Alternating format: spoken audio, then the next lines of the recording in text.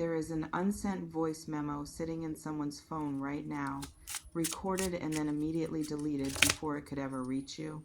That is the very first image that arrived when I opened this energy for you today, Virgo. Not a vague sense of someone missing you in the abstract, something specific, something physical and real, the evidence of an attempt that was made and then pulled back at the last second out of fear. And underneath that fear is a sentence this person has said out loud to themselves more times than they would ever admit. A sentence that sounds almost exactly like the title of this reading. I want to walk you through everything Spirit is showing me here, the ache this person is carrying, the specific fear driving their silence, what they genuinely believe about how you feel toward them, and what is shifting underneath the surface even now. Stay with me through every part of this because there is real tenderness in this message, and I do not want to rush past any of it. Let me describe what I felt the instant this energy opened, because the very first impression always tells me something important about the depth of what we are working with. I felt a physical ache, not metaphorical, the specific chest tightening sensation that belongs to genuine longing rather than passing nostalgia. This person is not simply thinking of you occasionally in a casual way. They are carrying you with them through their days in a manner that has become uncomfortable, even painful at times, because the missing has nowhere to go. I also felt fear layered directly underneath that ache, and this fear has a very specific shape to it. It is the fear of having lost something that mattered more than they realized while they still had it. There is a particular kind of regret embedded in this fear. The regret of someone who suspects they may have let something slip away through their own inaction or their own hesitation, and who is now sitting with the consequences of that hesitation.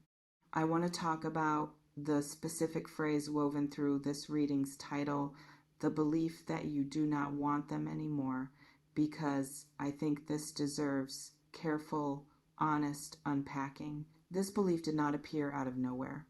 I am sensing it formed gradually, likely through a combination of your own necessary distance, perhaps reduced contact or communication that occurred for entirely valid reasons on your part, and this person's own insecurity interpreting that distance in the worst possible light. When someone already feels uncertain about their own worth in a connection, silence or distance from the other person tends to get filled in with the most painful possible explanation rather than a more balanced, realistic one. I want you to understand that this interpretation, while deeply felt and genuinely painful for them, is not necessarily an accurate read of your actual feelings. It is a story their anxious mind has constructed to make sense of distance they do not fully understand the reasons behind. This does not mean their pain is not real. It absolutely is. But the conclusion they have drawn from that pain may not reflect the truth of where you actually stand. I want to go deeper into how this kind of belief tends to form and solidify over time, because I think understanding the mechanism helps explain why it has become so deeply rooted for this person. When someone already carries some baseline insecurity about their own worth, distance from another person tends to activate what is sometimes called a negative bias, the mind's tendency to default toward the most painful possible explanation rather than a neutral or balanced one. Silence becomes rejection. Reduced contact becomes confirmation of being unwanted. A delayed response becomes proof that they no longer matter. None of these interpretations are necessarily accurate, but they feel completely real and convincing to the person experiencing them, because anxiety has a way of presenting its conclusions as fact rather than as one possible interpretation among many. I also want to address how this belief has likely been reinforced by this person's own isolation with their thoughts. Without direct communication between you, there has been no opportunity for this narrative to be challenged or corrected. They have been left alone with their own interpretation, replaying it, strengthening it through repetition, until it has hardened into something that feels like settled truth rather than simply an anxious story, their mind constructed in the absence of actual information. Let me speak to what specifically triggered this particular wave of missing you, because Spirit is showing me something recent rather than simply ongoing background longing. There was a moment, likely within the last several days, where something brought you sharply back into focus for this person. This could have been something as simple as hearing a song that reminds them specifically of conversations you once shared, encountering a place that holds memory of time spent together, or even something as small as almost calling you out of habit before catching themselves and remembering that calling does not feel like an option they currently have access to.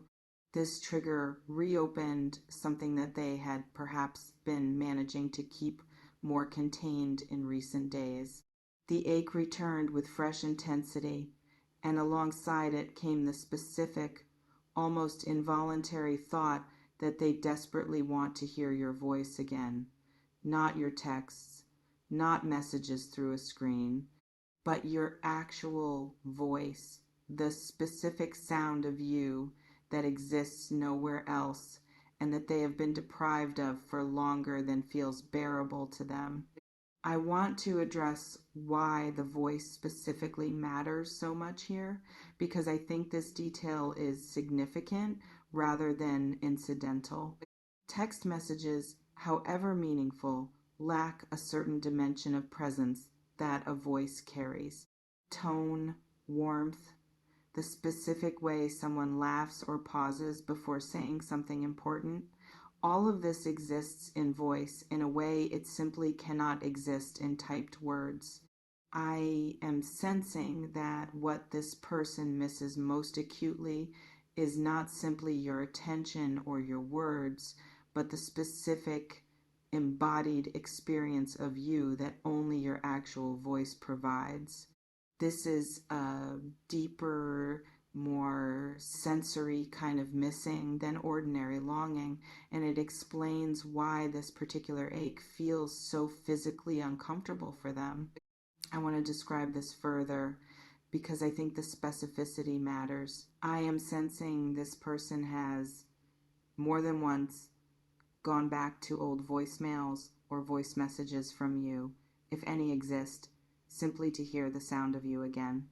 There is something almost desperate in this act, the attempt to recreate even a fragment of presence through recordings that, while comforting in a small way, only seem to intensify the awareness of how much more they want the real, current, living version of that voice rather than an old recording frozen in a moment that has already passed.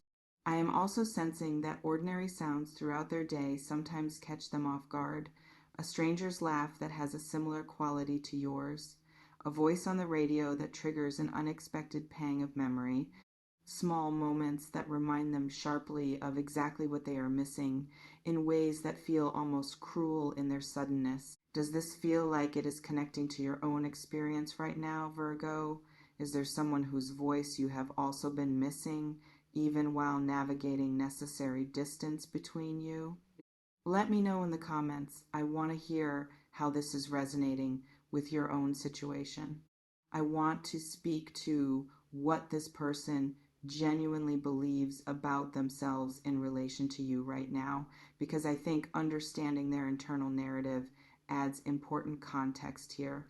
There is significant self-doubt present in their energy, specifically doubt about whether they are still wanted, still valued, still someone you think about with any warmth at all. This doubt has likely caused them to interpret your silence or distance as confirmation of their worst fears rather than considering other explanations, such as you needing space for your own healing or you simply protecting your own peace after whatever happened between you. I am also sensing some genuine shame present alongside this doubt. Shame about whatever role they played in creating the distance between you in the first place, whether through specific actions, words, or simply a pattern of behavior that made you pull back. This shame compounds the missing because it adds a layer of self-blame to an already painful experience of longing for someone they are not sure they deserve to long for. I want to expand on this shame a bit further because I think it is central to understanding why they have not already reached out despite the intensity of what they are feeling. Shame operates differently than simple regret. Regret says, I made a mistake, and motivates correction. Shame says, I am the mistake, and tends to motivate hiding rather than correction. I am sensing this person has been caught in that second pattern, believing on some level that reaching out would simply expose them further, that you would see clearly how they failed and reject them more completely as a result.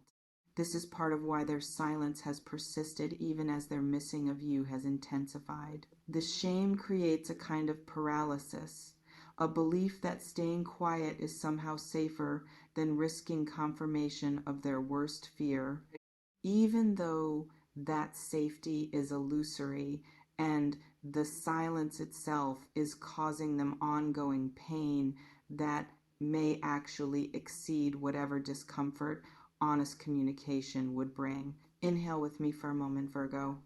I want to address something important about your own experience reading this, because I do not want to assume your reaction without acknowledging the complexity that might be present for you. If you have also been missing this person, this reading may bring some comfort, confirmation that what you have been feeling is mutual rather than one-sided. But I also want to honor the possibility that your feelings here are more complicated. Perhaps you needed this distance for genuine reasons related to your own well-being. Perhaps the missing on their end does not automatically mean returning to how things were is the right choice for you. Both of these realities can exist simultaneously, and I do not want this reading to pressure you into feeling you must respond a particular way simply because someone else is in pain. I want to speak to what is actually shifting beneath the surface right now, because Spirit is showing me movement rather than this person remaining permanently stuck in this painful holding pattern. I am sensing that the intensity of this recent ache, the one triggered by whatever recent moment brought you sharply back into focus, is pushing this person closer to actually reaching out rather than continuing to suffer in silence. The deleted voice memo I mentioned at the beginning of this reading represents an attempt that almost happened. I am sensing more attempts like this are likely to follow, and that eventually the fear of staying silent is going to become heavier than the fear of reaching out and potentially being rejected. I want to talk about what reaching out might actually sound like or look like when it finally happens, because I think the specifics matter here. For some of you, this is going to come through an actual phone call.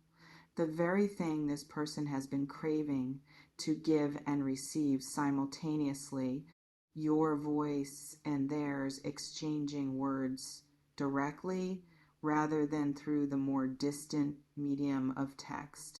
I am sensing genuine nervousness on their end leading up to this, the kind of nervousness that comes from caring deeply about how the call will be received.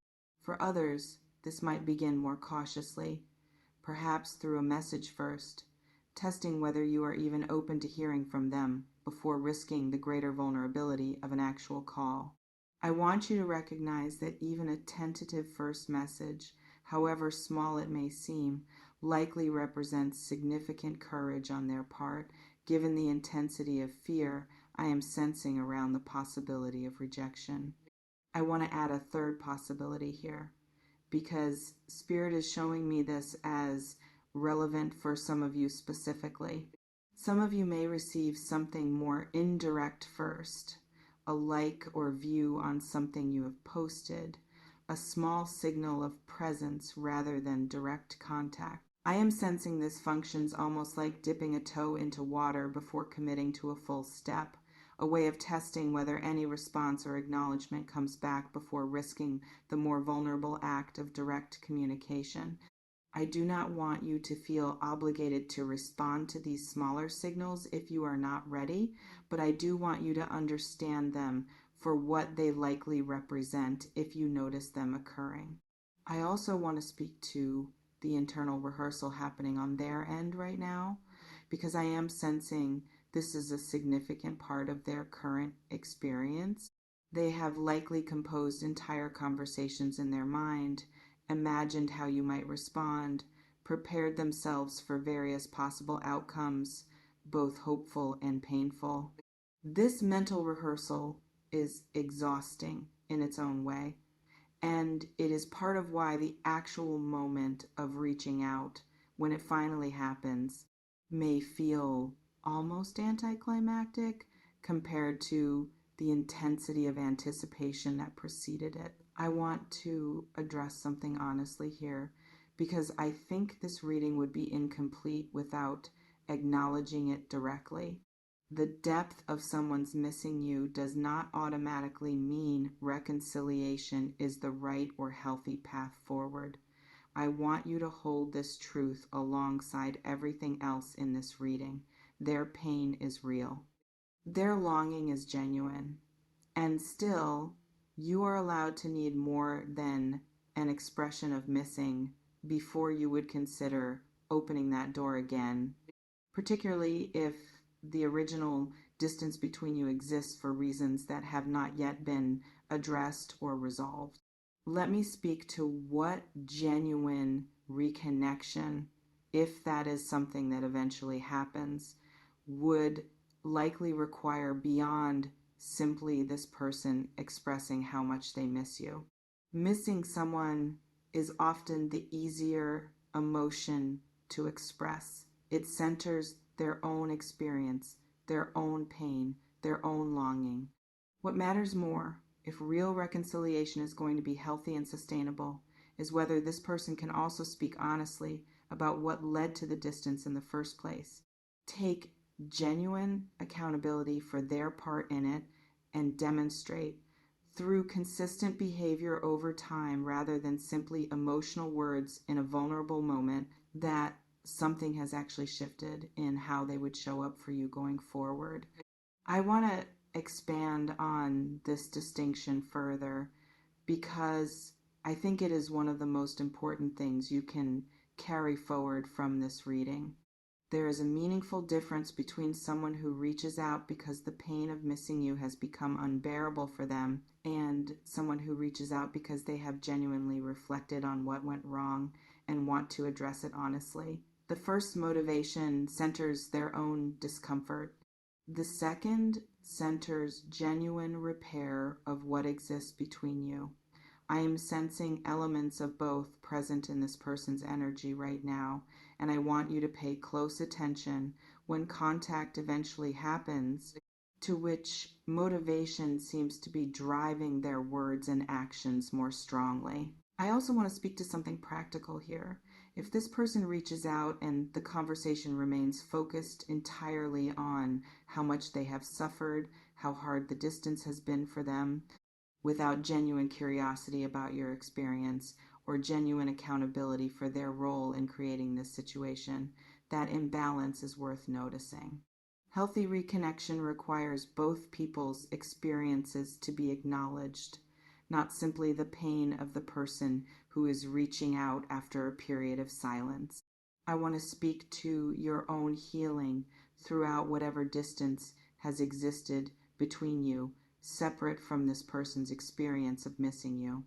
You have been living your life during this time, Virgo, whether that has involved processing your own hurt, building your own clarity about what you need from connection, or simply continuing to move forward despite whatever difficulty led to this distance.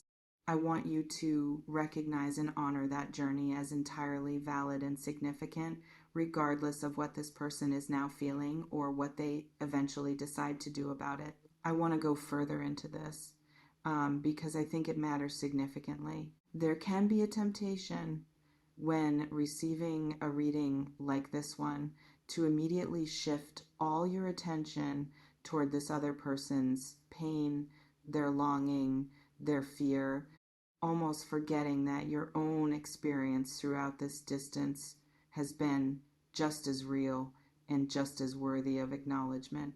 I do not want that to happen here.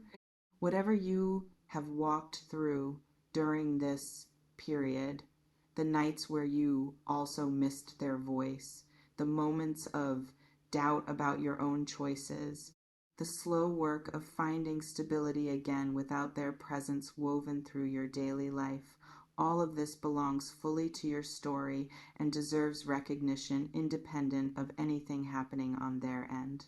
I also want to acknowledge that you may be feeling a complicated mixture of emotions as you receive this reading, perhaps relief that your feelings have not been one-sided, perhaps frustration that it has taken this long for them to reach this point, perhaps genuine uncertainty about what you want to happen next.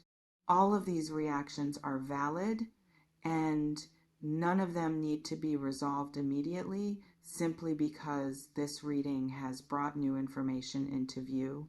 As I bring this reading toward its close, I want to leave you with the complete picture Spirit shared today. Someone is genuinely, physically aching with how much they miss you, specifically missing the sound of your voice and the presence only you provide.